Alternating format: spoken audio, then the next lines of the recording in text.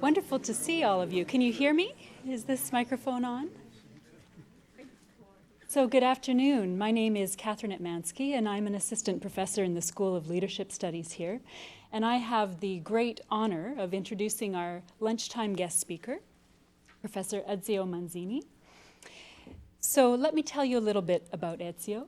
Most recently, he's been working in New York, but originally comes to us from Milan, where he is a professor in the Politecnico di Milano and one of the world's leading experts on sustainable design. For the past 30 years, he's been working in the field of design for sustainability and helping people around the world better understand how the principles of design can support us in addressing the complex social, ecological, economic, and spiritual challenges of our times. Most recently, his interests have zeroed in on how creative communities and social innovations are challenging mainstream ways of thinking, doing, and being, and what the principles of design can do to support these efforts. He is the founder and coordinator of DESIS, an international network of design schools and other design organizations active in the field of design for social innovation and sustainability. His work over the past 30 years has coalesced around 4 watchwords: small, local, open, and connected. In addition to using principles of design to inform other fields, throughout his professional life, he has been a leader at infusing the values of socio-ecological sustainability into the field of design. So he has taught and carried out research at the Politecnico di Milano, where he directed several national and international research projects, and where he coordinated a number of programs, including the Doctorate in Design, Masters of Strategic Design, and various courses in service design. At a global level, he has an honorary guest professor status at the Tongji University in Shanghai, at the Jingnan University in Wuxi, at the Alberto Luiz Coimbra Institute and Graduate School of Research and Engineering in Rio de Janeiro, and at the Glasgow School of Art. He's currently a distinguished visiting professor at Parsons, the New School for Design in New York. And in the 1990s, he was the director and vice president of Domus Academy for Design and Fashion in Italy. And in 2000, he was the chair professor of design under the Distinguished Scholars Scheme at the Hong Kong Polytechnic University. You can hear that he has quite a varied background. Of course, he has received many awards for his work. Just a month ago, he was awarded the Sir Misha Black Medal for the year 2012, which is an international prize for design teaching. He has also received a number of awards that, forgive my pronunciation, 2 Compasso d'Oro design prizes and the Premio per Innovazione Prize for Innovation. He has several honorary titles, including an honorary Doctor of Fine Arts, both at the New School of Design in New York and at Goldsmiths College at the University of London. Finally, he's a member of the advisory board for various schools, design journals, and associations, including the Città Slow Association, which many of you will know as part of the slow food movement. Ezio, we're delighted that you are joining us here today. And without any further ado, please join me in welcoming Ezio Manzini.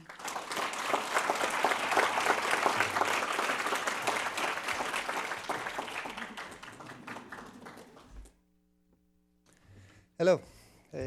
It's time to say good afternoon or good morning. Good afternoon. Good afternoon. That's supposed to be a brown bag lunch speech, but I don't see anybody really. There are someone. Okay, so this makes me more comfortable because it's a little bit less than to give a lecture. So thanks to everybody for the invitation and you for being here. When I listen to my presentation that has been very gently done by Catherine, I think that I should be very old.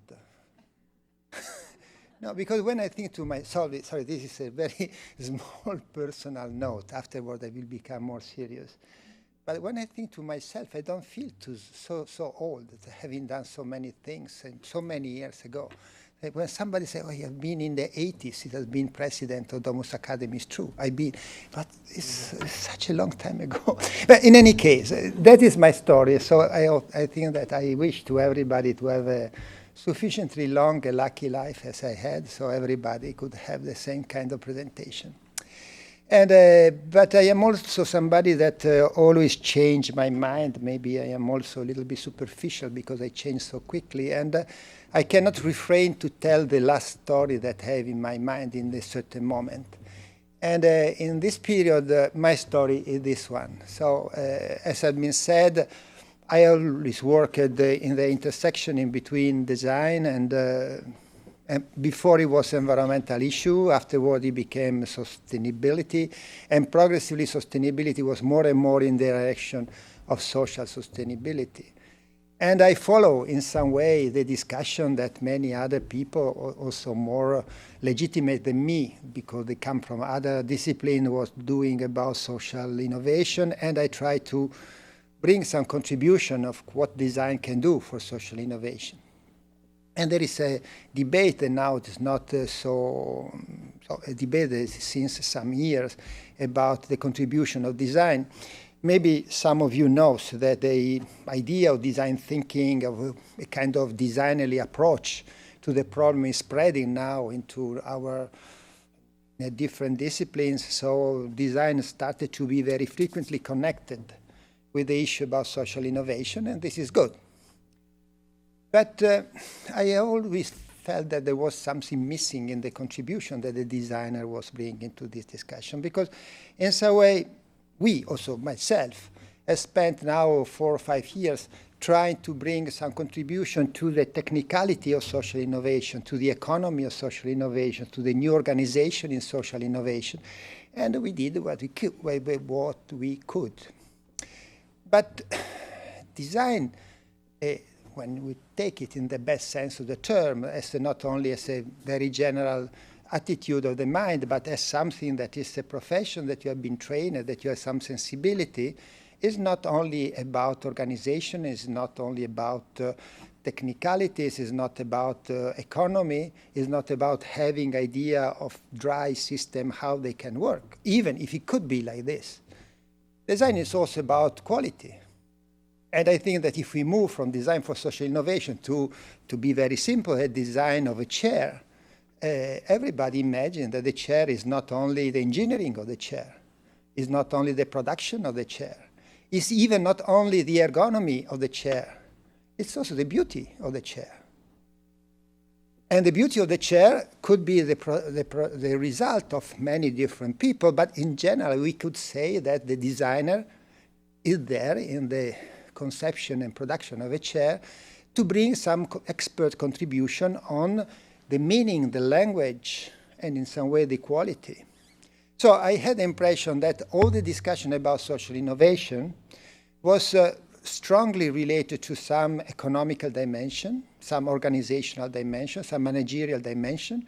That is okay, it's fantastic. It has to be like this because they have to work. So to work, all these points have to be in some way seen, thought, and so on.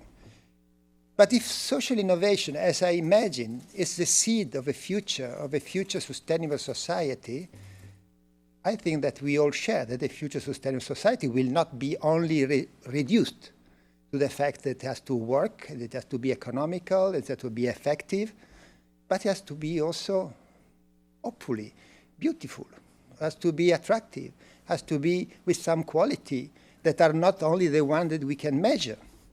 So with all the very deep and serious respect on the work that is fundamental, I repeat, not to be misunderstood, on how we can invent new mechanisms, new economical model, new socio-economical model that could make some brilliant new ideas, strong, lasting in time, more effective, capable to spread, I've started to think, but maybe we designers should be the one that bring a contribution to head this part that is missing, in my view, of the discussion. So what is the aesthetics? What are the qualities? What are the soft qualities that we are imagining to generate if we talk about social innovation, if we talk about as I think many of you, given that you are here, share with me, the idea that the social innovation that we see today is the beginning, hopefully, of a story that could invest larger part of the society that could become the future, hopeful, sustainable society. So this is the idea in my mind in the last 2 or 3 months. And we are only at the beginning, but I would like to share it in this case with you, also because in this way I can have some feedback and maybe we can together go a little bit, make some step forward on this discussion. So this is why the title, Creative Community and Sustainable Quality. Creative community is the way that I refer to grassroots, everyday life innovation, social innovation. My idea to tell you, anticipate a little bit the message, is that in the same way this social innovation is generating new economical model and new social model, for me, for sure, it's also generating new idea of quality. So it's changing our relationship with the space, time, work, with very important structure of our life, redefining something that are other kind of quality, and maybe the quality, the new qualities that are emerging could be the beginning of kind of new paradigm of aesthetics.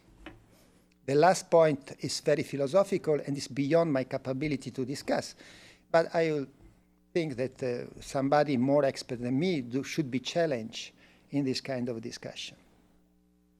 And in my view, if social innovation is really changing the world, it will change the world at the end of the story. This is a little bit provocative, much more because it will be able to generate a new aesthetics than not because it generates a new economy. So the economy is very important, but at the end, the people is moved by cultural value. And the cultural value, of course, have to find an economy because otherwise they are empty. But at the end of the story, the consumeristic society that we know has won because it has been perceived as beautiful by many, many people around the world. So has been, in some way, the perception of certain idea of aesthetic, of modernity, that make the industrial economy to be so dynamic and to spread worldwide. So it's not that I think now to give you any solution, the formula, how it is. It's only try to use some experience that we have done until now to start a conversation and to see if it is possible to make some step forward. I think that I don't have in this audience to explain too much what is a social innovation.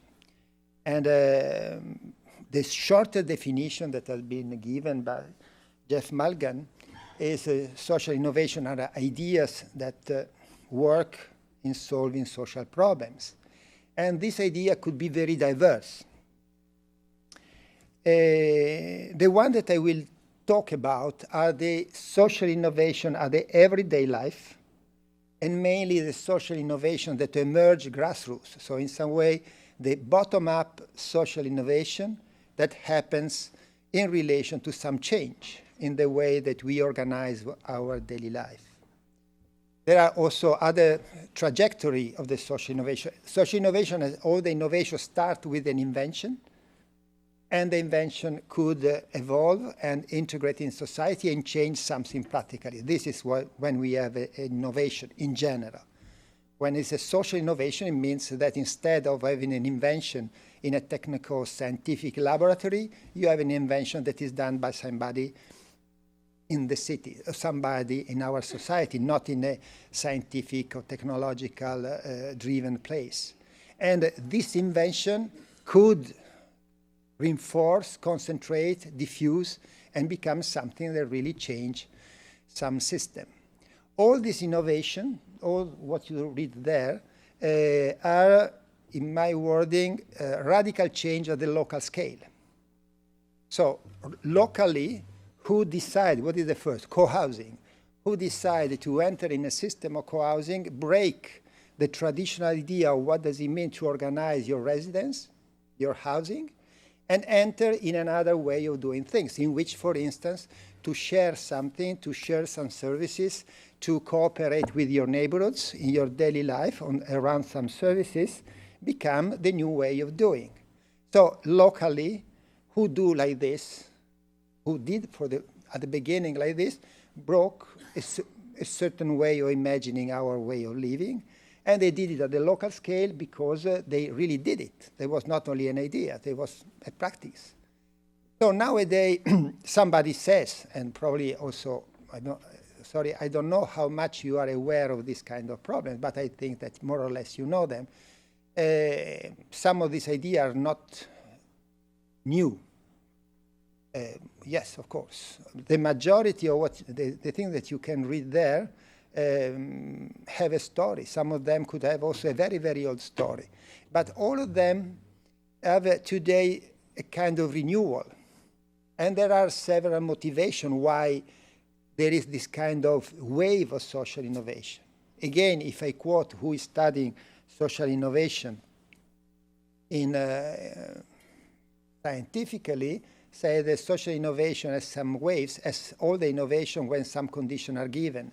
And the condition for the wave of social innovation are the society had some problem, and there has been a previous wave of technological innovation that spread into the society. So when you have these two conditions, it's much probable that you have a new wave of social innovation. And there are many evidence to say that we are in one of those periods. Because it's out of discussion that maybe not here, that you are a little bit privileged, but in general, in the world, there are a lot of problems. So the society are really stressed. And at the same time, we have had decades of penetration of information communication technology that changed radically the potentiality of connectivity in between the people. So if you put together these two things, billions of people in the planet that in some way have to redefine how to live, and billions of people with a mobile phone in the hand, you put them together and you have a mixture that generates new way of doing. So this is the reason why, even if some story is not so new, they are renewed today because these conditions are very particular in this specific moment in the history. So I've avoided to read all them. I'm sure that living in Canada, if you don't recognize 100% of the titles that are there, at least half of them you know it, because maybe they are here, maybe some of you also personally participate. In our term is talking about innovation, they are a kind of new services that have some service idea. So when we talk about grassroots, everyday life, social innovation, what happened is that there have been invented hundreds of ideas about how to do things differently. And these ideas are at the same time very rooted in different places, but the ideas per se has navigated in the world extremely fast, in an extremely fast way. So you can find, community-supported agriculture, that is a fantastic way to organize connection in between some farmers and some citizens, probably formally started in here or in the United States, but in any case, somewhere in North America, but now you can find it in Europe and you can find it in China. So the idea move around, and they are interesting, they are new, and maybe many people are started to think about that. Now, my first question, of the many questions that I will pose during my speech, is all these are so diverse, beyond the fact that they are invented by people and they propose to do something in a different way than what was the mainstream way of doing. Have they something in common? So there are something that say, putting together all these terms that represent different ideas, what is the glue? Have they something in common? In my view, yes, and I want shortly to underline some common element of all these very diverse ideas. The first one is that who enter in one of these solutions choose to compromise this his or her individuality, that has been in some way the mainstream idea of all the modernity. So you are an individual, you are free, you are free to choose, and in some way, for the sake of this kind of individual freedom, we became alone. We are very free, but alone. And alone, you cannot do so much. So if we take, for instance, this example that has the advantage that everybody knows it, that are the community garden everywhere, but this one is in New York. If you want to help the greening of your city and you are alone, what you can do is to put some pot of flowers on your window, and you cannot do much more than that. But if you decide to do something with the other, you can take an abandoned lot and generate a beautiful garden. So there is a power of possibility of change if you decide to do things with the other. Maybe for many of you it's very clear, but this is a very diverse story in relation to the mainstream. If you are designer, if you are marketer, maybe also manager, when you think the client, they are consumer individual, so individual people. And all the stories that has been done about how the people is changing has been always underlining that people become the more and more hyper-individualistic. That is true, unfortunately, as a mainstream. But those people show that there are somebody that choose not to do it this way, to do it another way. And they are very happy to do it. And they discover that if you are a group, you can do something that alone you cannot do. So it's the power of being together with others. There is an issue about creativity. This is why we call them creative community. So one of the definitions of creativity, the most traditional one, is come from Poincaré, is creativity means to take some element that exist, to combine them in a different way, giving them a different meaning. So it's the different meaning that emerge from the fact that you combine in an unforeseen way some existing element. I like this case. This is a community-supported agriculture near to Milano, and they have what normally has a community-supported agriculture, but also some kind of touristic activity. So touristic activity means also that some kids arrive. And I like this image because this is a tractor and this is a trail, and they are being thought for something totally diverse. But they are being reused in this case to generate something that could be entertainment for the kids. And you have hundreds of examples like this, that you use some product, you use some procedure, you use something that already exists, but put together in a different way, it assumes a different meaning, as it is in this case. So it's a recombination of what already exists that is highly creative because it generates new meanings. There is an issue, the relationship with tradition. I take here the most clear example that are the farmer market. Somebody could say, what is older?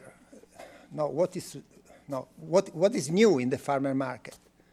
The farmer market always existed, at least since we had cities. To feed the city, the farmer has to go in the city and sell their own product. So it's always existed. But everybody of you, I think, has been at least once in a farmer market, and if you go in the new farmer market, you perceive that those farmer markets are very advanced in some way, are nothing to do, are not simply the reproduction of the old one. What is the difference? The difference, many differences, but one of the many, maybe for me, the major one, is the traditional farmer market was the only way for a farmer to sell their own product. And so it was a very normal way to do. You sell your carrots and the other buy the carrots, and here there is only an economical deal. The farmers that go to the farmer market do not sell only the carrots. They sell also the story of those carrots. They sell the relationships between them and the consumer. And the same consumer do not go in the farmer market only to buy the carrot, go there because he likes the environment, he likes the relationship, he likes the story. So for who is designer or marketer in between you, they are more similar to what has been called decades ago post-industrial products, because what you sell is a story, a narrative that is supported by the carrot, but the carrot is in some way the media that permit a story. And the farmer market are like this. So it's everything in the farmer market could come from very far away in the past. But the way in which it's done is done by farmers that are, using a term that the sociology uses, reflexive. So reflexivity is a very modern attitude when you are conscious of your position and in some way you do it because there's been a choice. The traditional farmer was not a reflexive farmer. It was a farmer that did what it was possible, the only thing that was possible to do. The farmers of the farmer market are there, very proud of what they are doing and declaring, I'm doing this is my story, and this is what I'm selling, what I'm proposing. So it's a very advanced way.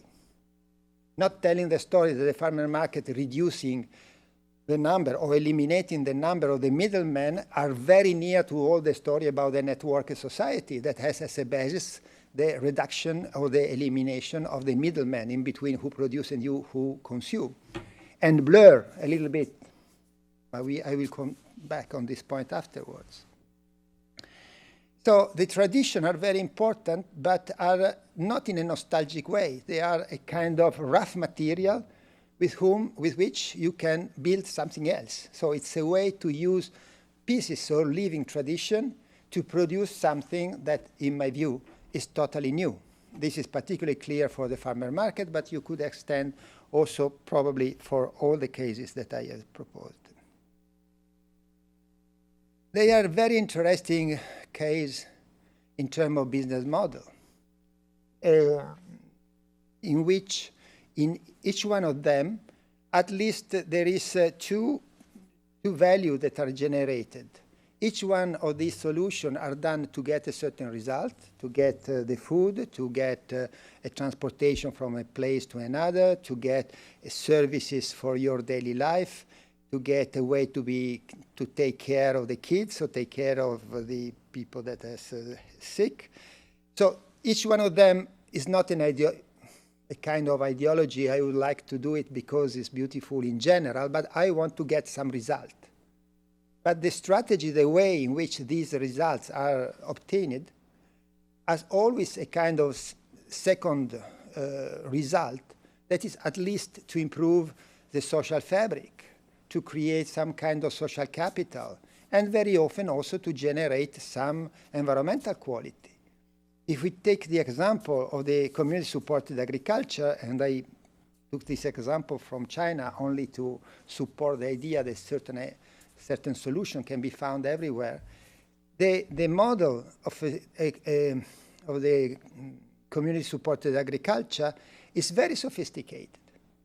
And now I don't have the time to enter in detail, but just to tell you something, it's a model in which for sure somebody make its own living, because the farmer has to make his own living, so it's also the traditional economy.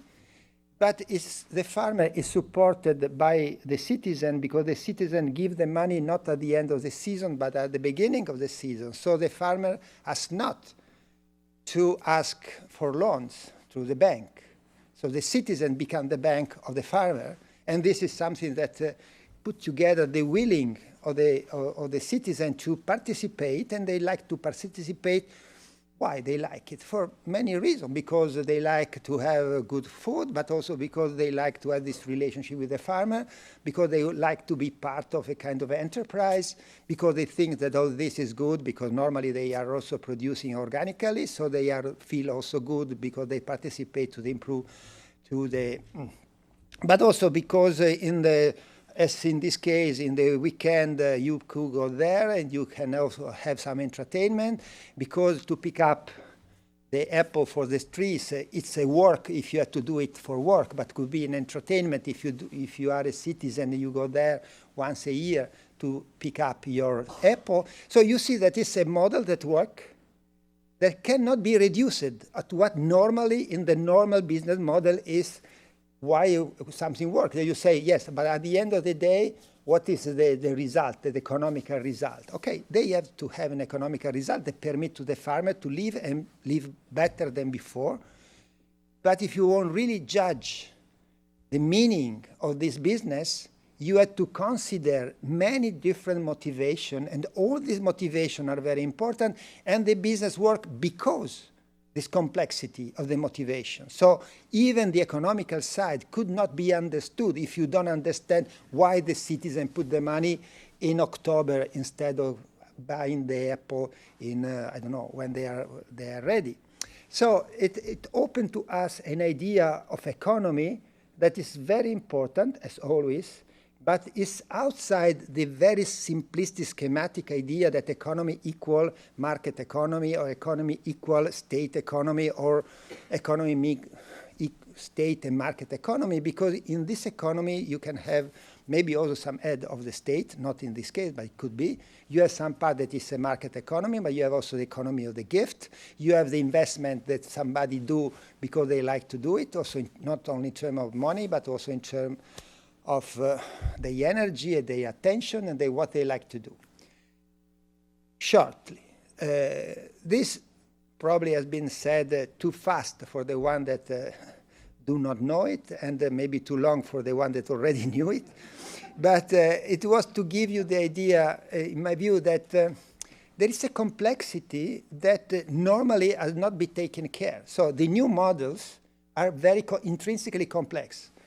In my wording, I say that what emerges is a kind of ecology of economies, in which every kind of economy can be considered, and the business model, inverted comma, is to be capable to put together this different economy and to find a way that the gift economy can live with the economy of the market and maybe some help of the foundation. And that is part of this economy. The new economy cannot not consider that the foundation, especially in North America, are part of the new business model that can appear. So this is another thing that they have in common. They appear so simple. In reality, each one of them, if they exist, and many of them now exist since several years, is the result of a very sophisticated, complex economical model that should be important to better understand, because even if they are very small and fragile at the moment, in my view, sorry for a very personal consideration, but it's the only light at the end of the tunnel of the economical crisis in which worldwide we are. So maybe it's the only direction in which we can see and recognize something that makes sense. There is an issue about the involvement of the people, and this is another common denominator that I anticipate. In this case, it's a cycle of care. Cycle of care means people that have the same kind of problem that could, of course, have relationship with the doctor and the nursery, but at the same time, they could have a relation with peer, because probably people that have the same problem that you can have a lot of information, living experience that can be shared. So if you have a service that instead of being hierarchical, there are the doctors, and the doctor talk to all the people that have the problem, you create an horizontal link in between who has the same kind of problem and supported by the doctor. At the end, you have a service that probably is much better, because a lot of the discussion can be done not only with the doctor that probably is overwhelmed by work to do, but with other people that can share with you some real experiences, with the doctor that intervene when it's really necessary. So it's a way to create, in my view, a more human kind of social services, and at the same time to improve the quality of the public service that is given, because it's reduced the charge of work on who are in charge of taking care of the elderly people or people that have other form of disease that could fit in this kind of organization. What is important in this example, as in many, that the relationship, the traditional, very clear-cut relationship between who is delivering the service and who is enjoying the service, so I am the active one that gives the service, and the other one is passive one that I wait for the service, blur. In all of them, it's very difficult to clearly define who is acting and who is receiving. There is a kind of mutual co-production of the final result. And this idea of mutual co-production is, again, one facet of the complexity that I said before, because if you could define it very clearly, you A do that and you B do that, old model is very clear-cut. If you say that everybody can collaborate in a certain way, the overall system become much more, and the motivation, the way in which you can make it work, become very different. In any case, the very important issue is that the people that normally are the user become not only the one that brings the problems, but also the one that find in themselves some element of the solution. So each one of us has some possibility, each one of us has some need, some necessity, but each one of us has more or less some potentiality, some resources, and those kind of systems are not working only on the problem, but are working on how to enable, how to empower the potentiality and the capability of the people that are involved. So, as I was trying to say, there is a discussion about the fact that these very little things altogether are generating a kind of new economical paradigm. And the discussion is done specifically by people that are in management, in social sciences, and in economy. And we designers, well, we participate because, you know, the designer talk a little bit of everything, so we have something to say also on this.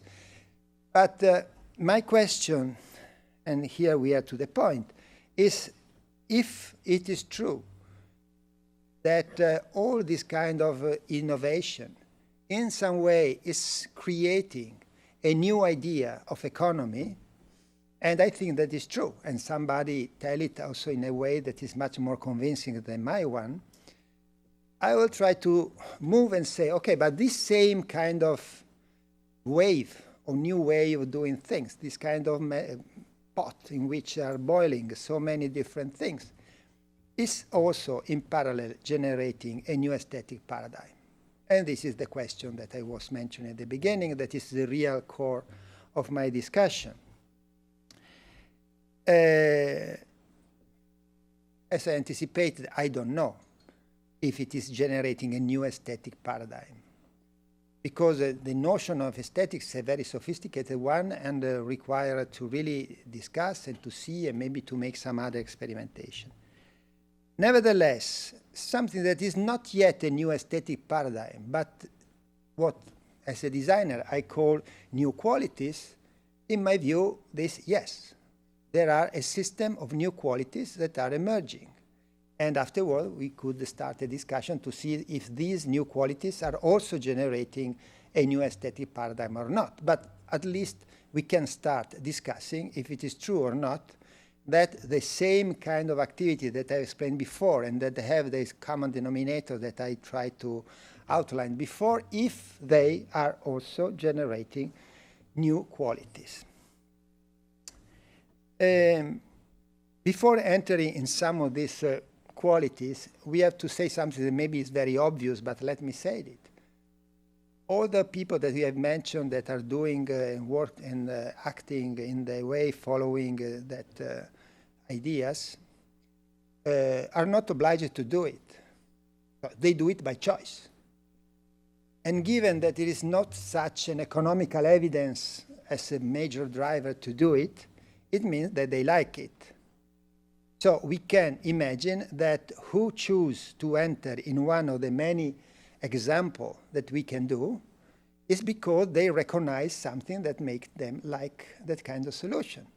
So we can say that they recognize some quality that for them, at least, maybe that they are not so many, but at least for this group of people, they recognize some qualities that they don't see in what we can define the mainstream way of solving things. So what I'm trying to do now is to focalize some element that in my view are the quality that the people that choose to move in this direction are searching for. All these cases have in common that people in some way move from an idea of well-being based on things toward an idea of well-being based on relationships. This has been also already studied enough because it's not only specific of this kind of initiative, social innovations. But for sure there has been a whole paradigm, economical, productive, and also idea of well-being, basically founded on the idea to live well, you need to have a box with many things inside. And the quality of my life depends on the dimension of this box. This has been the main idea. That is also a very strong driving force for the industry, why we produce, answered to a lot of questions on why we produce and what the designers do, why they do it, to make bigger this box and to give to everybody more things. For some reason, and I don't want to now judge ethically or in any way, I only consider phenomenologically what happens, more and more people choose to shift from a well-being mainly based on what I have to a well-being mainly based on the quality of the relationships. And if this kind of shift is happening also beyond the case of social innovation that I was saying, somebody say that this is happening in all this service, knowledge, society, how you want to call it. But those cases are particularly true. So you clearly see that who enter in a whatever, in a kind of a collaborative housing or in a community-supported agriculture or in a carpooling, if you do it, it's because you are searching also for the quality of the relationship that can happen. And in this case, as opposed to the relationships that are proposed by the most, let's say, mainstream society of information and communication and services, are relationships that search for some deepness. And deepness means trust. So it's as people search relationship in which you can find somebody that can share some trust with you. We can discuss, and it's not my role now to try to discuss it, we can see phenomenologically. So people choose to enter in one of the stories, to use again my little story about the farmer market, simply because it's the simplest one. If you have the alternative in between a commercial center with all the kind of product of all the season, all the places in the world, and you can have this kind of hybrid, so choosing between whatever from whatever moment and place in the planet, but they are only products there, or to enter in a farmer market and having at least the impression to be in a system of relationship with others. Who choose the farmer market? Choose the farmer market because the relationships that permit to get the carrots, but I enter in a system that I feel as a kind of relationship with the carrots and with the farmers and with the others because we feel to be part of the same story. So in my view, there is an issue about the quality of relationships that is very important. And as a designer, but maybe also the other, we had to find the word, we had to find the concept to describe and to be kind of judge when the quality, this kind of quality exists or not. I always say, as a designer, I've been trained as a designer, I can talk for half an hour about the quality of a chair, of a glass. I have the word to talk, I have the historical background, I know, and many other people is capable to do it. If I had to talk about the soft quality of a carpooling, I am a teacher of these kind of things. Today, I don't have more than two or three things, 2 or 3 words, 2 or 3 concepts to say why this carpooling is better than the other ones. So we need to develop some sensitivity and some capability to recognize. So what is happened when you start to observe things and to observe with this kind of glasses? Second point, the issue about work. In my view, all the ones that I'm going to mention for me are fundamental, but this is really fundamental. In the past century, when we talk about the quality, it was more or less the deal was, you do your bloody work, pay your taxes, and take your money, and after with your money, you buy something, or the state give you some services, and the quality is when you are in your armchair, waiting for somebody that gives you some services, show you some show. And so this is the quality. So the quality has been built around the profile of a person that is not working. And somebody are right to say that all our society was a society of pleasure, the society of the free time. So in some way, the work has been put apart. All these cases, I don't have images. Oh no, we had some images.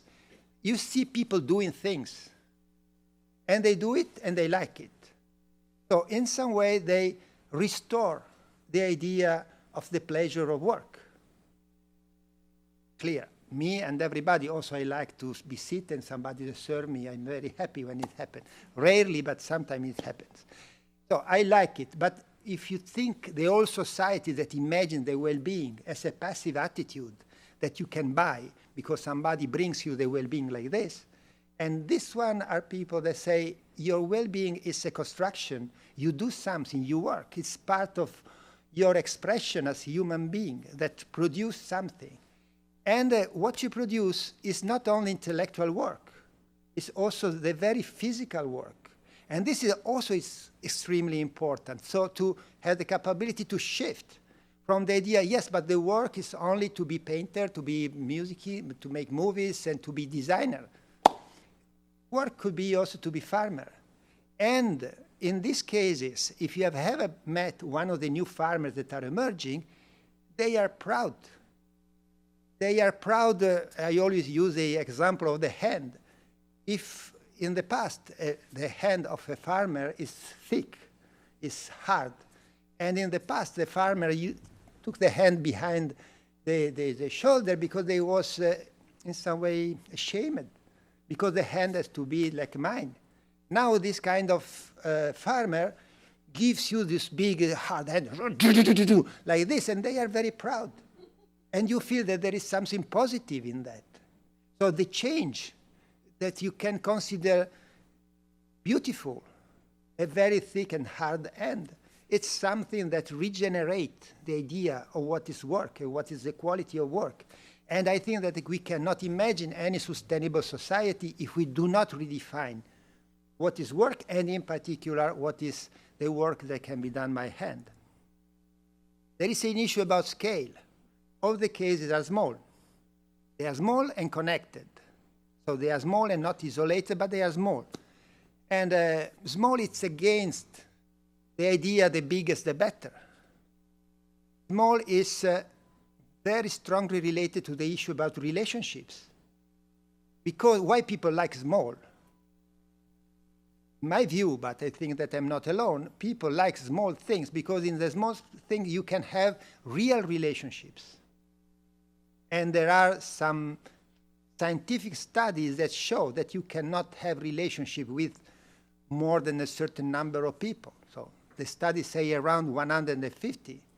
So more than 150 people means that you don't have relationships. So the relationship, we are in some way made in a way that we can manage until a certain number of relationships. I don't know if it is 150 or not, but I know for sure that everybody has this kind of idea. So the small scale is the one in which you have the impression that you know the people and you have a kind of direct control. Where when you have the big scale, the control means parameters, numbers, reading something to understand how things are done. So this is a kind of control that become a huge bureaucracy, where something that is done at a little scale can challenge to have a control that is done at the human scale. I control because I trust in somebody else. Maybe my trust will be not, maybe he will do something, but this is human, it can happen. But it's not, if you need a kind of diffuse control on what is happening, as a sustainable society will need, and you don't want to have bureaucratic structure, that by the way do not work, you need to have this kind of human-related control. We are there, so we control each other. It's the reason why in a village you normally leave the open or your house open, because everybody knows. But it's not a policy state. It's a good way to control each other. So the issue about scale is also fundamental. The issue about places. All these cases are related to something that happened in a place. And there is a kind of rediscovery in the framework of the global society, the importance of the place. And the place is something to do with identity. And there is a very subtle issue about design also. How you blend the will to be related to a place, to be rooted in a place, but at the same time not to close yourself in relation to the others, because the localism could be at least in Italy and Europe for sure, very negative. But at the same time, people like to be rooted, and so we have to find how to be rooted, but at the same time open to the others, a kind of cosmopolitan localism. So to be cosmopolitan, but at the same time localist. It's not a simple formula, but I think that this is, in a multicultural society of the future, the real also political challenge is to discover what does it mean to be local and at the same time open to the others. Quasi finished. There is an issue about time. The time of the modernity has been fast, accelerated. Now all these cases rediscover that it's possible also to have a different speed. Not because everything has to be slow, but because slowness is the precondition of quality. So the deep quality, both on the side of the production and on the side of the consumption, ask for time. You cannot, I always use this stupid example, but you can produce industrially the Coca-Cola and you can drink and like the Coca-Cola without any training. But if you have a very good glass of wine, to produce a very good glass of wine takes time. And to be able to recognize that that wine is good takes time to you as a consumer. So the construction of a society that is capable to recognize quality, if we talk about deep qualities, take time, that something cannot be done fast. You can do many things fast. There are 2 or 3 things, also make love probably, but it's not the only one. There are several things that cannot be done fast. And this has to be recognized in our society, that if you want really have deep quality, you need some time to take the time to learn it. Altogether, this go back to the issue about complexity. So complexity is not complicated. Complexity could be also very, in some way, evident. The yin and the yang, the symbol of the yin and the yang is complex, but it's not complicated. So you immediately catch something, even if it's not so easy to separate in part in bits. So complexity is something that has been ejected from the previous culture because we were searching for simplification, for effectiveness, realized having one only goal and doing everything in that direction. Now these cases rediscover that things are complex because we are complex. So if we are not only consumer, we are not only producer, we are not only people that look to the TV, we are complex human being. And so these cases show that there are some possibilities to organize our physical life in a way that is more coherent with the complexity that we have. So I'm sure that quite sure that these are new qualities that are emerging, at least for those people. Afterwards, I don't know if there will be a minority or if it will be the majority in the future, but my ethical choice, and could be the ethical choice, is to improve the number of people that make this kind of choices. And in my view, discuss about the quality is the driver that can help this kind of movement to grow. So at the same time, it's necessary financial issue, governmental issue, law, and et cetera. But this discussion that I've done until now, in my view, could be a fundamental driver of change, having the capability to recognize something that already exists and amplifying, so creating a kind of positive loop. So you look to the society, what is happening, you try to give more visibility, to make it more clear, to propose it in an amplifying the weak signal and hoping that this creates a positive cycle. So, and it will be a new aesthetic paradigm. As I said, I don't know, this is another part of the discussion that is beyond my capability for sure. This has been said. You can accept it or not, but it's a very challenging idea, and I think that it's near. I know for sure that one, at least, example, that is the one of slow food, has been so successful to change also something very practical. And they started saying that everybody has a fundamental right to pleasure and to the quality, the deep quality of the relationship with food. So for me, this one, for who know what is slow food, is a very good example of how to mix together a very deep vision about quality and very practical organization of how you organize the farmer and the consumer.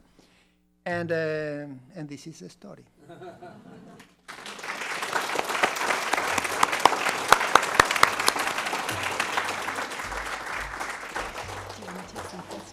Yeah. So, thank you very much, Ezio. I know that some people probably need to return to classrooms and offices, so I'll give you a moment to leave the room if you need to. And then for those of you who can stay, we'll take an opportunity to have a bit of a question and answer period. Perhaps take a stretch if you need to as well. Speaking about quality. Thank you very much for coming. Those of you who need to leave. Yeah. This is quicker and easier. We do it. We put it on the table.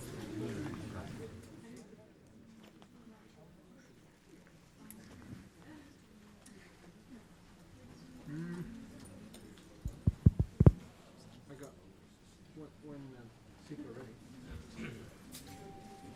After I've had another bite. So, because this is being recorded, we have a microphone for people to ask questions. Madeline will happily bring it over to you. Are there any questions in the room to get us started? Or not even questions, responses, comments, musings? Yes. Okay. So, my hands are actually quite small, but I am a farmer. And actually, they're not very scruffy either, so I need to do more farming. But my point is that after a business career and trying to find food that was sustainably grown, we had enough of that because it was difficult to find it, so we moved from a big city to a small town, a rural area. And for the past few years, we've been trying to find a way to produce food that's economically sustainable, and it's really difficult. So I think we need to find new ways to connect the consumer and the farmer. Farmers markets are one way, and I know a lot of people who are at farmers markets, but we're still not producing enough revenue to make it a family wage. So I think we need new models, new economic systems to put in place. And I'd like to try and see what ideas from the world of design can we have to help us to create new models of this connection, not just the farmers market, but also maybe having ways where consumers can pull more on the sustainability chain, because right now there's people who say, I'd like to help, but it's not always so easy to find that way for them to help. You want me to answer immediately, or maybe it's better to collect some question before? Maybe some others? There are somebody that had a question near to this one, so yeah.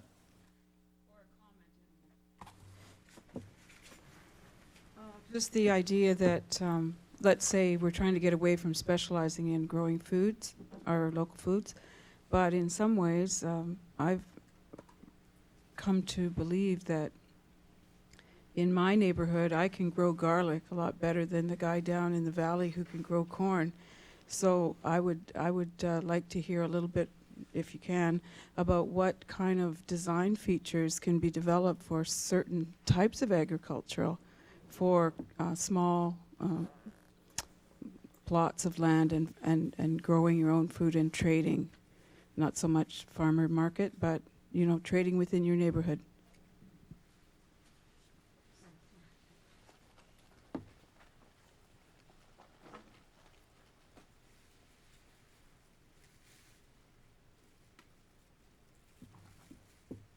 You want me to give some feedback on that? But maybe there is. We can, maybe there is somebody else also that can answer. There is somebody that answer to this question? Al, have you can give some feedback to the question that has been raised now?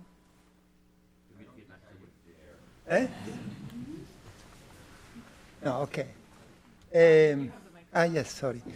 Well, I can try to answer even if it is not the focus of what I wanted to discuss now.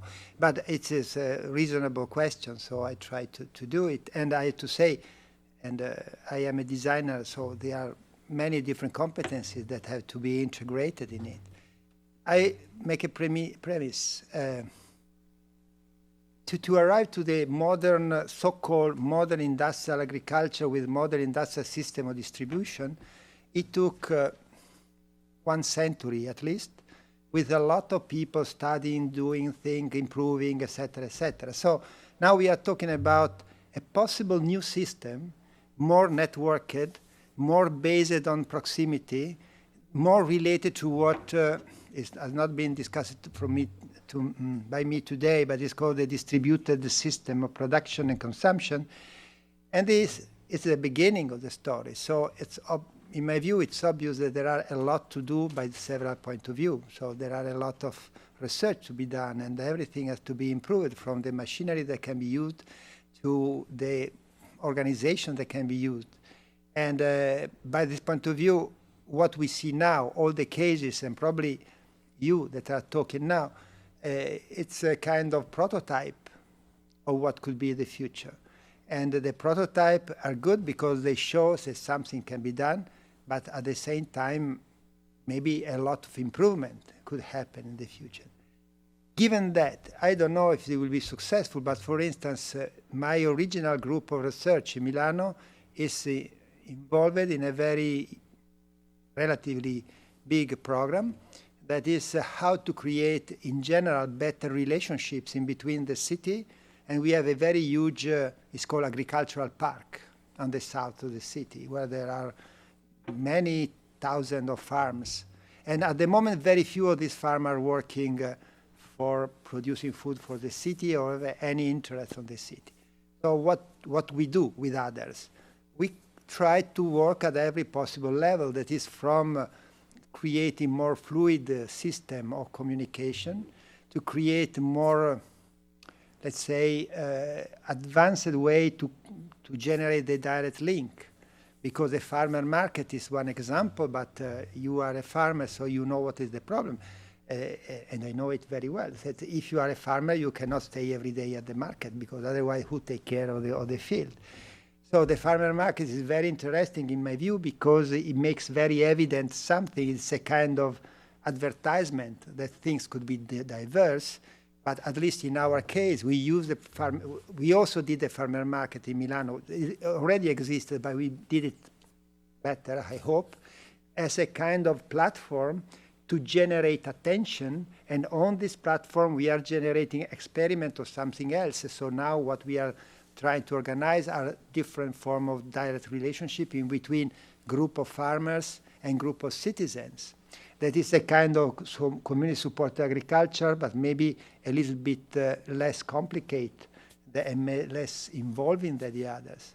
So there are several attempts. The issue about the farming in the city at the moment is really very limited. It's a kind of a thing that is nice, but it's not the major issue. And probably to farm into the city in general will never be the major issue. Even if there are some places, as in Detroit, having so many large spaces that are empty, that they are discussing to have huge urban farming in Detroit. That I find it so fantastic, the idea that the Motor City, as a major discussion today, is if the urban farming has to be based on small farming or big farming. But this is another story. But the main point, so for this I ask to Al if you want to say, is that there is a fundamental issue of resilience in terms of food of the city.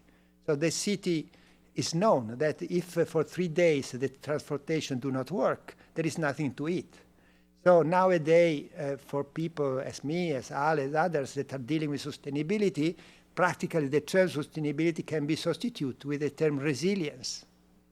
And to be resilient by the point of view of food, you need to have several different things. And again, all the ideas that appear until now could be good, because there are different ways to solve the problem and create more resilient system. I'm sure that I've not answered in a way to give you the solution to your problems, but I hope that you will resist, that in time you will be part of a process that will generate more system that could work maybe better than the one that you now see. Okay. Yeah, there, he. I'm going to stand up because my back will be to everybody. You, sir, are a revolutionary. Thank goodness. I want to make a comment first and then a question. Some people here know me. I'm probably an even older guy than you, and I've done a lot of traveling in my life, and I've taken a special interest since the 1950s in tribal peoples. And I had the good fortune to teach high school in Nigeria for 2 years. And the slides that were full of words, and I can't remember all the words, but hope we could put the slides back on. That would be great. Yes, from co-housing all the way down to social incubators. It's absolutely uncanny. They exactly describe a Nigerian village, as it has been for hundreds of thousands of years, and probably isn't now. I mean, every single thing, micro nurseries, mutual help. There was no such thing as, there's a lot of mentally ill people, but they were in the village and they're all taken care of by the village. And of course the markets were obviously, but and I looked at, maybe not the car sharing. And then I thought, yes, this was 1963 to 65 when I was teaching there. And they had an amazing system of taxis. Hardly anybody had their own car, but taxis just constantly cruised. And the taxis were not private taxis. If somebody was standing by the road and put up their hand, then you jump in with whoever else. Well, first of all, the taxi driver says, "Where are you going?" And they went intercity and all through the countryside, and you made a deal with how much it's going to cost you to go there, and you could jump out there. But you had to share it with all the other people. It wasn't exclusive. But you didn't need a car because taxis were running. I mean, tons of them running back and forth all the time. And so I hope this can be a beacon for the future, but it sure has been well established for hundreds of thousands of years throughout village life in Papua New Guinea and Belize and all the other different places that I visited. But my question is, you probably have been following the work of Vandana Shiva in India. And what I wonder, this to me is one of the most profound questions. She implies subsistence agriculture can feed more people than agribusiness and industrial agriculture. And we could have subsistence agriculture and have all of these things. These things are not compatible with our industrial way of life. What do you think about that issue with human population?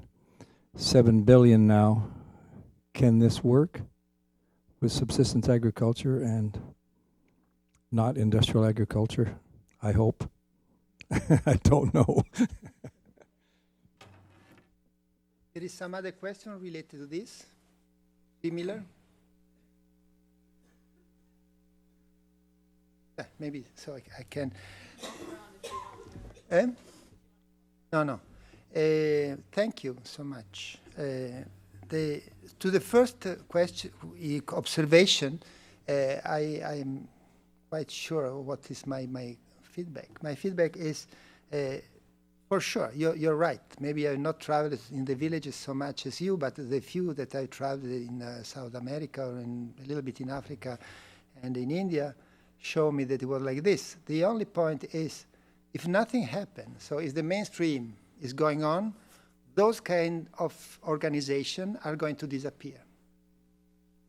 So in the mentality of modernity, even India, maybe you know now there is a big contrast about what to do with the villages. Because for the modern mentality, all those kind of doing things is a kind of difficulties to develop the so-called modern ideas. So if nothing happens, the modernity intended as a process of individualization break this kind of traditional link and generate something that is more near, even in a very bad copy, of what we have here. So the challenge is that in those places could happen what we call the leapfrog.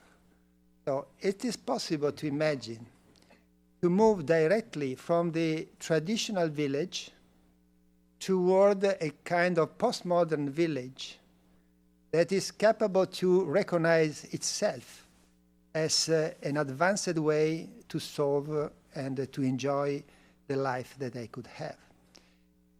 I don't know if it is clear. The notion of leapfrog is normally done for technology, and they use in Africa, for instance, when they say they did not have a telephone and now they jump directly to the mobile phone without passing through the phase or the fixed line. So there is the linear idea of development thinks that if we are here and there are some steps, the other have to make exactly the same. So who thinks in this way say, okay, Mr. Manzini, you are saying these things, but the way that they have all the car, they have all the domestic appliances, they live also as us, and afterward they will discover the beautiful thing that you are saying.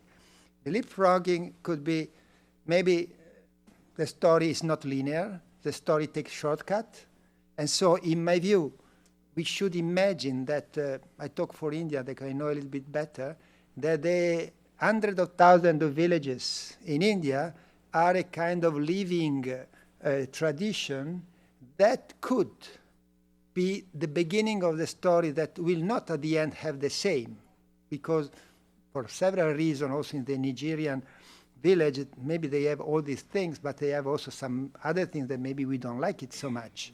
So a little bit the same that at a very small scale I told for the farmer market. So the farmer market is very similar to the past, but there's something of the future. And in some place you can find it, because I don't have so many examples because you should study more in depth, but I have seen, no, I've not the image here, in Colombia, for instance, some campesinos that are still real campesinos that have been in some way influenced by some ideas, and they present themselves as the new farmer market. Or a better example, the case of community supported agriculture in China, where the two communities, the city one and the one in the village, are very diverse.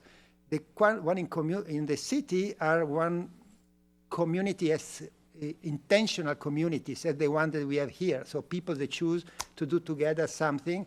And in the village are the traditional communities. And going together, they create a synergy. At the end of the story, the citizen learns something from this traditional one, but at the same time, the traditional one is helped to move from where they are toward a condition that hopefully could be more advanced.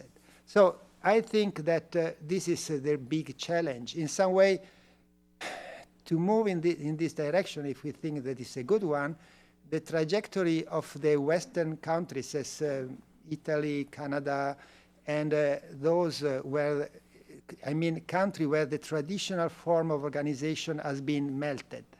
So we are largely near to be individual people, one near to the other ones. So we have to rediscover the power of doing something together. And the places where they have very thick community, as in the village, have to be able to make it a little bit more open in the way that they can resist at the new condition and become maybe something that could be the beginning of a future story. This is a good wish, but it's not impossible, because the story always goes with shortcut. Now, maybe I stop here because it's a long discussion, but I could have also some example, even in Italy, how you can use some structure of the past as a family, for instance, to project it in new way of organizing things. The other one, Vandana Shiva. I know Vandana Shiva because she's very often in Italy, and is a very good friend of my friend of the slow food. And she's a fantastic woman. I cannot, I'm not sure, so I'm not expert in agronomy to say if what she says is really true, but I know that it's not only Vandana Shiva, but all the people also in North America that are studying what called ecological agriculture. That in my view is not exactly the same Vandana Shiva. Vandana Shiva is a little bit nostalgic. It's a little bit do the things as have always been done. The ecological agriculture is to apply also very sophisticated principle of ecology and how you can combine different species to live together to create a production. And who studied the ecological agriculture, for instance, in the United States, says the same of Vandana Shiva. So 1 hectare cultivated in ecological agriculture is more productive than 1 hectare cultivated in an industrial way. And by the way, the one in production in the same way as the small the fact that it cannot produce for a long time because you are destroying the quality of the ground, of the earth. So the other one is sustainable in the long run and produce a lot. What is the difference? The main difference is work. It asks for work. It asks for human attention. For this, in my view, I have not told it before, but the issue about the redefinition of work is so important. And it's so important also because it's a way to keep more people in the countryside and not to have this billion people moving to the city without knowing what to do. So in some way, the solution in that direction of a highly productive agriculture with a high intensity of work is also the solution of the cities.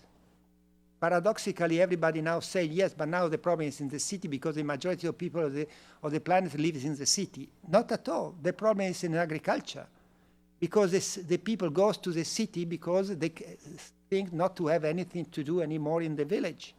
So if we don't re-establish, and I'm not expert, so sorry, I cannot give a very strong motivation on that, but there is no sustainability if we do not restart from agriculture, both for the food, for the biodiversity, and for the fact that people should be more near to where we produce.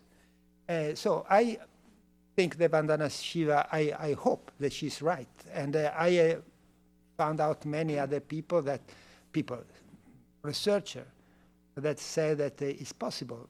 But you have to change something fundamental, that is the idea of work. In China, they have programmed for the city 20 million people a year for 20 years.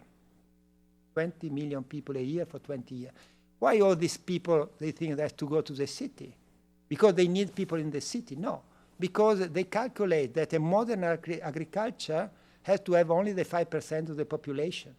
And so they have to imagine that the people will go away from, and so they have to prepare the cities. But the real solution is not to prepare the cities, it's to create conditions that people could live in the village with the same quality of the people that live in the city.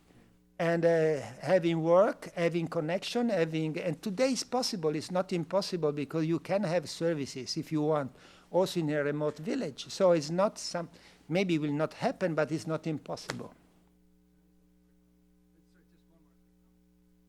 I love what you say about work and a job well done. And just a quick comment, some of you may or may not have heard, Noel Coward is one of my favorite comments of his. He says, work is more fun than fun.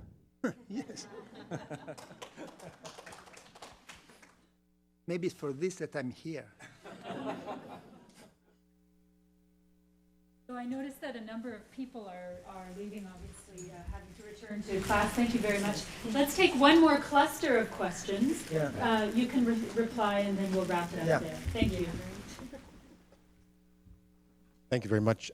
Thank you for that presentation. I want to ask you a question about how we get more beauty and design into our physical environments. But before I do that, I just want to respond to Robert Bateman for having asked to have this slide put up in front of us, and to say that the qualities that are in your emerging sustainable qualities are values and qualities that, for me, reflect the First Nations of my country. And I just want to acknowledge that here, standing here, I am in the traditional territories of the Coast Salish people and visitor here. And that if we, as a Canadian people, could be more sensitive to the sustainability, the relationships versus emphasis on things, and other quite fundamental values of our First Nations, that we're speaking the same language. But that's not what I wanted to ask you about, sorry. I wanted to ask you about, because I find it very challenging here in North America, when I drive around here, I see a lot of ugliness. I see decisions made by municipal councils and developers that don't have design and beauty integrated in them at all, even from the start, which is where you would want to see them. So Italy has a more success with this for lots of reasons, and regulations in Italy in terms of what you can build and how you can build it and all those kinds of things are very different from here. But can you comment on how, as a people, as a collectivity, there are things that can be done to try and ensure that the real decisions are made? Because once it's built, and you'll be facing it like you drive your bike or you walk it, you're going to be looking at that ugly box for an awful long time. They're meant to last for 100 years. So that was what I wanted to ask you about. I know it sort of pushes a little bit beyond the thesis that you were laying out, but I think in terms of the quality of our lives and integrating beauty and some sense of vision and capturing moments into our lives, that's kind of like where I'd like to ask you to help us out a bit. Thank you. Somebody else? I wanted to ask about the role of constraints. So I do entrepreneurship research, and I think a lot about the creative recombination of assets or talents or other resources. And it seems to me that constraints catalyze some terrific combinations. And like Robert Bateman sees African villages or Indian villages on this page, and I agree. I also see that many of these things would have been brought forth faster due to constraints, right? If there is only one car, then you have to share it, right? That sort of a mentality. So I wanted to see what you were thinking about constraints. A third one, maybe? I had a comment, and my comment when I heard the first person today speak about his farm here, and then I heard you speak about the idea of work, and that's why agribusiness does work, right? Is that what I heard? Sorry, The idea of why agribusiness works is because it actually doesn't, it's more efficient. you see, it No, is. that's not what he said. No? Are you sure it is No, more I don't. efficient? Did you say that somewhere? No? About work and agribusiness? I think he said, if you're going to have small gardens, you have to get out there with your hands and actually work, Right, so the inverse of that is. instead of having a machine do it. I think that's, Okay, so okay, that's what I heard as well. I didn't say that as clearly. So my thought is, as a consumer of food, is that I have to work as well to make that connection with him, to make that connection with people who are growing that food and who are doing it intentionally in an ecologically aware way. So not just to go to the farmer's market on Wednesday afternoon, but to maybe support farmers, and I would support farmers at the front end, right? When they're just starting out and in a cooperative farm, I've been part of cooperative farms, but I just wonder if there are more ways that we can do that. Boss, what do you do? Finish? I give some answer. She's the boss.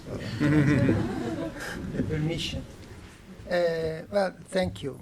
Of course, each one of these questions could require a discussion. Maybe I'm here. We can continue now I have to finish in 5 minutes, but if somebody of you want to continue the discussion, to discuss is a kind of work, and work is a fun, so we can do it. How to get more beauty in the environment? Of course, this is beyond my capability to say here if it needs some regulation, some norm, etc., etc. But I think that the beauty is a social construction, or the sense of beauty and the sense of quality is a social construction. So nobody can impose the beauty. Even when in a certain moment there has been that the overall city appear to us now beauty, is not, maybe there was also some norms, but the norms were the result of something that matured into the society. So the issue is if we are able to generate some process to rebuild the sense of quality, or we are inside the process that reduce the sense of quality. And this could be valuable for the environment. For instance, I am very lucky because I live in a beautiful place in Italy.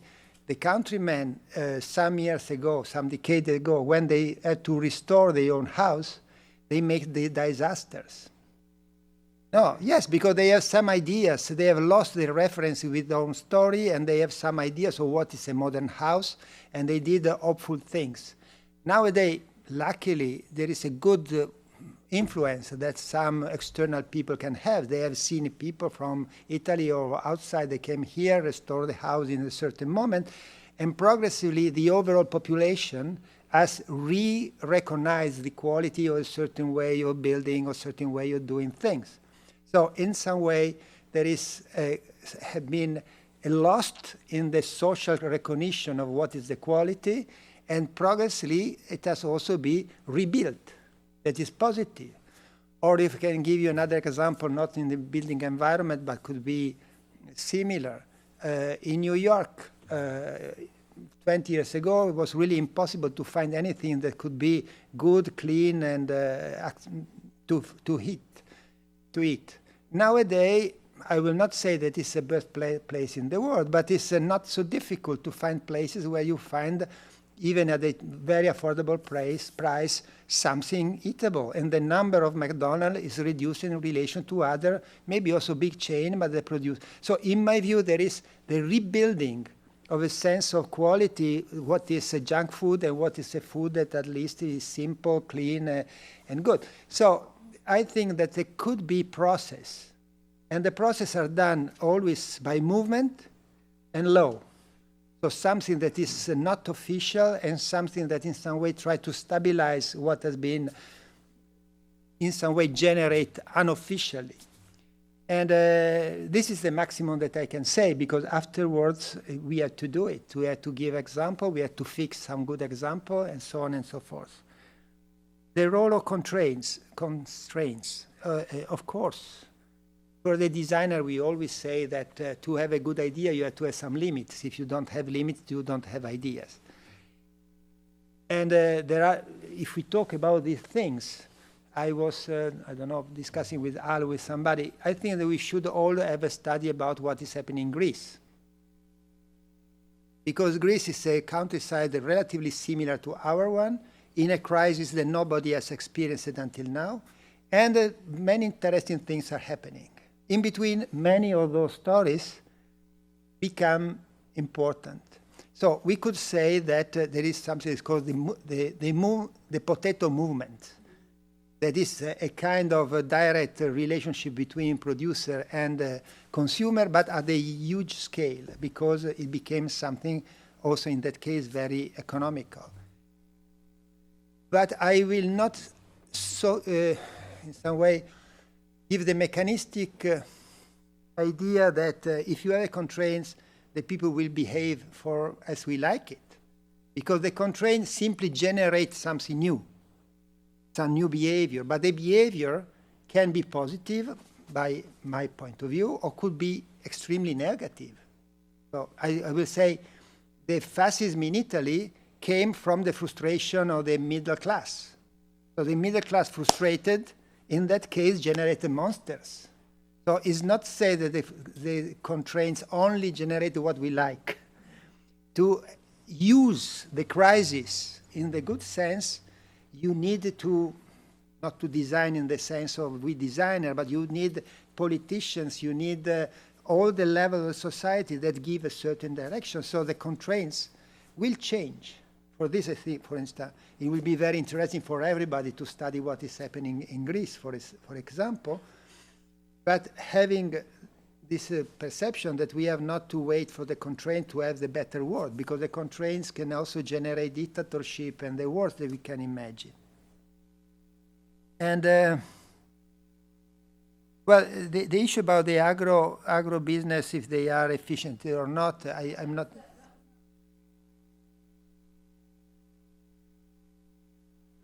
And wanting to consume and to connect with farmers that are practicing in an ecological way.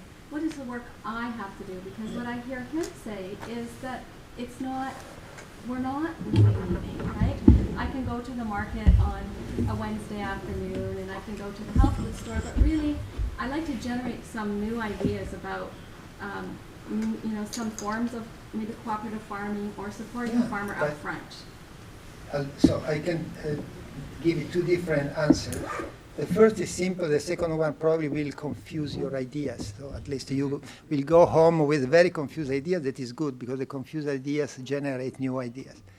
The simple one is that in between the different new ideas relating to the relationship between the producer and the consumer, the farmer, and there are, all of them ask for a little bit of work. They want to go to the market, is a simpler one, but if you create a food co-op, you have to organize yourself and to go to pick up the things. But you can have the community supported agriculture, in which you become also financially a kind of partner of the farmers. You have what is called a pick your own. That means this is your trees. I farm and keep manage it during the year, and when this it's ready, the production, you have to go and do it by yourself. So there are a lot of solutions in which the common denominator is in some way to blur in between production and consumption. What probably will confuse your ideas is we cannot imagine. I have said everything I've said, huh? You understood. But you cannot imagine that we can be involved in the same way in everything. So I should be involved practically and emotionally when I have to take my carrots, and after when I have to go with the sharing of the car, where I am to coordinate somebody around my living room, to the washing, to whatever, to take care of my kids. Each one of these things asks for involvement and for physical and emotional and empathic intensity. This is impossible. In the village, it was like this. You know why? Because the village is a very closed society. So you make only one investment for one group, and everything happens in this group. So everything is communal, everything is empathic, but everything in the same group. The contemporary group, or you want to go back to the village, but it's not my proposal, or you have much more open communities. So there are several different groups that you can be part of. So you cannot be involved in the same way in whatever are the actions that are your daily life. For this you say, yes, so Mr. Manzini, you are changing your mind, you are saying something different. Partially is different, so this is the beginning of the story of what does it mean really to design these solutions. Because in my view, what I have understood, every new idea to start asks for very committed, dedicated people. So people that is really thinking that they are changing the world with what they do. The car sharing started in the 70s with group of Grunen in Berlin that was convinced that sharing the car, they was changing, making the revolution. And in 30 years, you have the zip car, maybe also here, that you take it as a car sharing, very simple. It's good or bad? Well, it's a result of social innovation. So the zip car would not exist if some innovator would not started 30 years ago. So in any case, for the good or for the bad, the zip car or the bike sharing that do not require any particular investment on your side are the result of some committed cyclist 30 years ago. Afterward, I think that in the ideal society that I can imagine, first, you cannot be involved in the same way in everything. I use the term empathic intensity.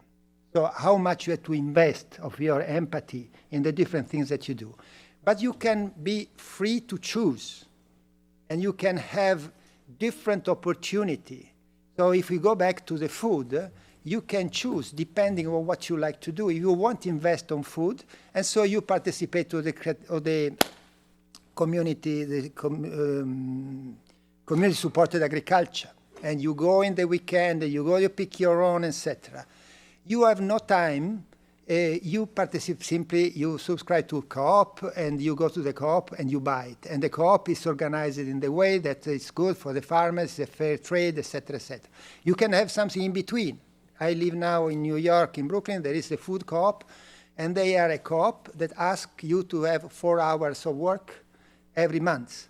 So this is a kind of compromise. So they ask you something because they like that you are involved, but probably they evaluate that for the people living in Park Slope, 4 hour work could be acceptable. And so this is a proposal. I think that when we move from the first prototype to the maturity, this example that I did of this food co-op in Brooklyn and in other part in New York, it's a good example that shows that it's not only the romantic idea, it's not only the prototype, it's a design. So they understood that if you are in Park Slope, where there are all the 90% are writer, intellectual, and radical chic, as me, they are there and they can invest 4 hours a month because it's possible and they find it fun. They are very, very happy to do it. Maybe in another place you have to find other solutions. So I think we have to move, we will move, and this is what's probably confused because you can start having some very precise idea, but when you really start to design the solutions and they become more mature, you can have different possibilities and could range from high intensity in investment, so you are part of the group, you recognize the other, etc., towards some solutions that are good as the zip car is good. In any case, you use less the car than a normal car, so why not? The bike sharing is good because a lot of people in Europe at least use the bike, and Paris, Milano, and many places have changed the panorama of the center because there are so many people biking. I personally am not interested to have a group of people with whom I share the car. So for me, the zip car will be very good because I don't want to put my emotional investments in having together a car, where maybe I could be more interested to share something with my neighborhoods. So this is the beginning of the story when you move from first ideas toward really intervening and design and generating something that, if you believe that this is the future, the real future, and understand the difference in between a prototype and what could be a final product. The majority are prototypes. So they show that it's possible. But in between a prototype and the final product, we are not talking about normal product, but I think you imagine, there are different solutions, different ways in which it can be done, and this is a design issue, both on the technical side and also on the side of the quality. The boss is doing like this, so we have to finish.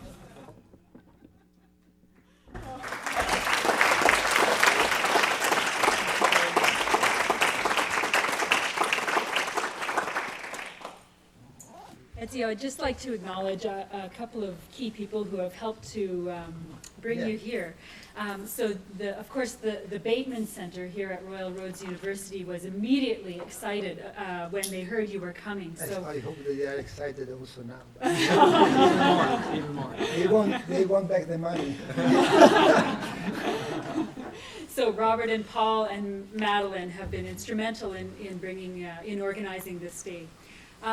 Of course, the whole university got on board, both the Faculty of Management and the Faculty of Social and Applied Sciences were interested, and I think you can see that from the diversity of people here.